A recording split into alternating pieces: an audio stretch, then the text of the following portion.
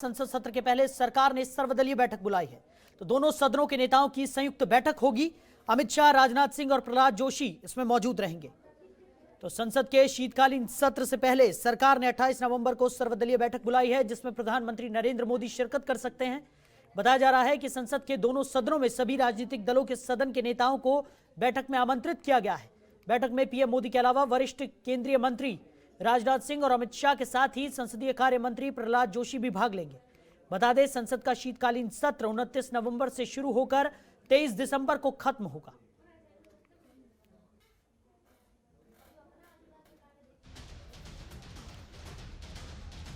तो खबर पर ज्यादा जानकारी के साथ हमारी सहयोगी ममता हमारे साथ जुड़ गई है। ममता, क्या कुछ निकलकर सामने आने की उम्मीद जिस तरीके से सत्र से पहले सर्वदलीय बैठक बुलाई गई है? जी बिल्कुल, रविवार को एक सर्वदलीय बैठक बुलाई गई है। संसद का शीतकालीन सत्र 29 नवंबर से शुरू होने वाला है और उससे पहले सर्वदलीय बैठक बहुत महत्वपूर्ण मानी जा रही है और सूत्रों की माने मुमकिन है कि सर्वदलीय बैठक में प्रधानमंत्री नरेंद्र मोदी भी हिस्सा ले सकते हैं। क्योंकि देखा जाए तो शीतकालीन सत्र से पहले विपक्षी दल की भी एक बड़ी बैठक होने वाली है। बताया जा रहा है 25 तारीख को सोनिया गांधी बैठक बुला सकती हैं, जिसको लेकर केंद्र सरकार को संसद के अंदर किस तरीके से घेरना है उसको लेकर एक बड़ी रणनीति बनाई जाएगी। और इसी सिलसिले में केंद्र सरकार की तरफ से भी रविवार को सर्वदलीय बैठक बुलाई गई है, जिसमें तमाम विपक्षी दलों को बताया जाएगा कि इस बार संसद के शीतकालीन सत्र के दौरान सरकार की तरफ से कौन कौन से बिल होंगे जो पेश किए जाएंगे और उन तमाम बिलों पर केंद्र सरकार विपक्षी दलों का भी सहयोग चाहेगी।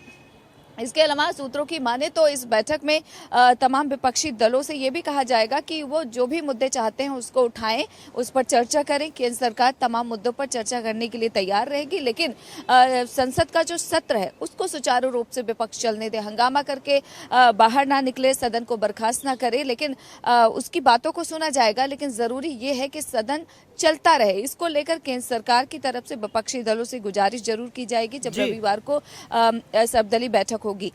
इसके अलावा अगर इस बैठक की बात करें तो संसदीय कार्य मंत्री प्रहलाद जोशी इस बैठक में होंगे, रक्षा मंत्री राजनाथ सिंह, भारतीय जनता पार्टी के तमाम बड़े नेता और केंद्रीय मंत्री इस बैठक में शामिल होंगे। संसदीय कार्य राज्य मंत्री अर्जुन मेघवाल भी इस बैठक में हिस्सा लेंगे। और जिस तरीके से बताया जा रहा है कि डाटा सुरक्षा को लेकर एक बड़ा बिल है जो संसद के पटल पर केंद्र सरकार की तरफ से लाया जा सकता है, इन तमाम बिलों पर चर्चा करेगी केंद्र सरकार तमाम विपक्षी दलों से और सहयोग मांगा जाएगा कि तमाम विपक्षी दल जो भी मुद्दों पर डिस्कस करना चाहते हैं, चर्चा करना चाहते हैं, वो चर्चा करें, लेकिन सदन को सुचारू रूप से चलने दें।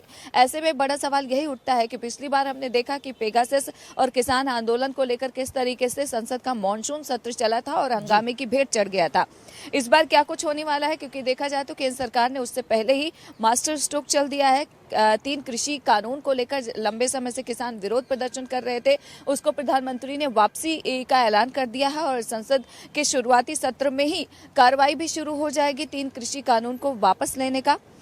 लेकिन देखा जाए तो जिस तरीके से लगातार विपक्ष हमलावर है, तमाम वो मुद्दे हैं जिसको लेकर एक बार फिर से संसद के शीतकालीन सत्र में हंगामा होने के आसार हैं। लेकिन केंद्र सरकार की तरफ से यही कोशिश होगी साहिल कि तमाम विपक्षी दलों को मनाया जा सके और तमाम मुद्दों पर चर्चा के लिए राजी किया जा सके।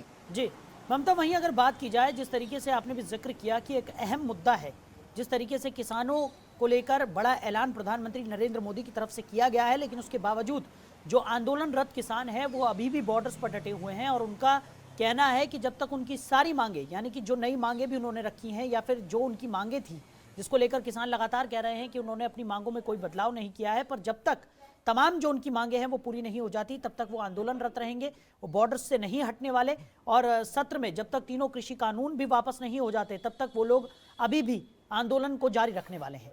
तो उसको लेकर भी क्या इस सर्वदलीय बैठक में कोई अहम चर्चा होने की उम्मीद है या कोई अहम फैसला लिया जा सकता है?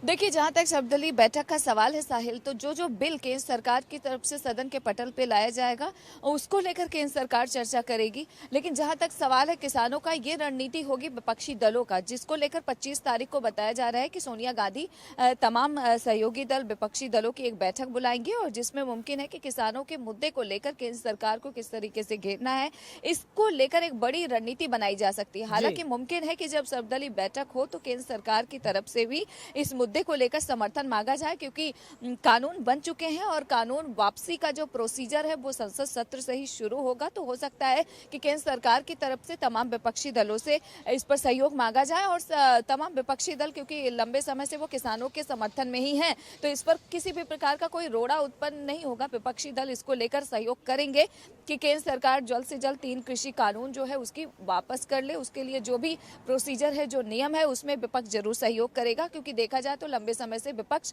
किसानों के समर्थन में है। लेकिन सवाल यही खड़ा होता है कि जो पहले किसानों की मांगे थी, 3 कृषि कानून को केंद्र सरकार वापस ले। अब प्रधानमंत्री ने वापसी के लिए ऐलान भी कर दिया है, लेकिन अब किसानों की तरफ से नए मांगों को सामने रख दिया गया है, जिसमें उन्होंने कहा है कि एमएसपी को लेकर एक कानून बनाया जाए। इसके अलावा गृह राज्य मंत्री अजय मिश्रा की बर्खास्तगी की मांग की जा रही है।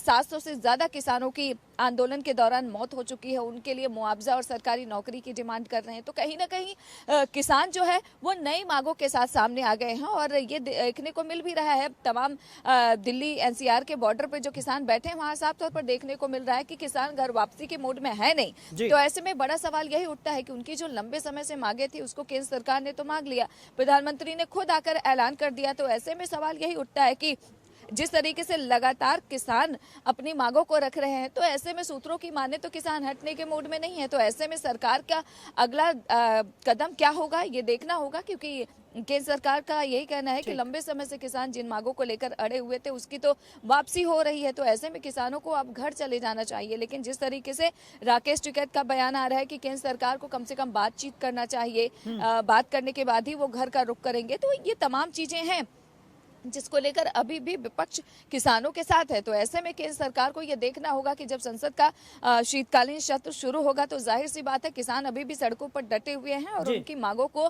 विपक्षी दल भी समर्थन दे रहे हैं। तो ऐसे में किसानों का मुद्दा संसद सत्र के दौरान जरूर उठेगा। तो देखना यह होगा कि इन तमाम मुद्दों को लेकर सर्वदलीय बैठक में केंद्र सरकार डिस्कस करेगी। लेकिन सवाल यही उठता है कि विपक्षी दल कितना सरकार का सहयोग करेंगे, ये संसद के शीतकालीन सत्र के दौरान ही पता चलेगा। जी चलिए ममता, हमारे साथ जुड़ने के लिए, इस तमाम जानकारी के लिए आपका बहुत शुक्रिया। खबरों के निष्पक्ष विश्लेषण के लिए सब्सक्राइब करें Janatantra TV and press the bell icon. Never miss any update.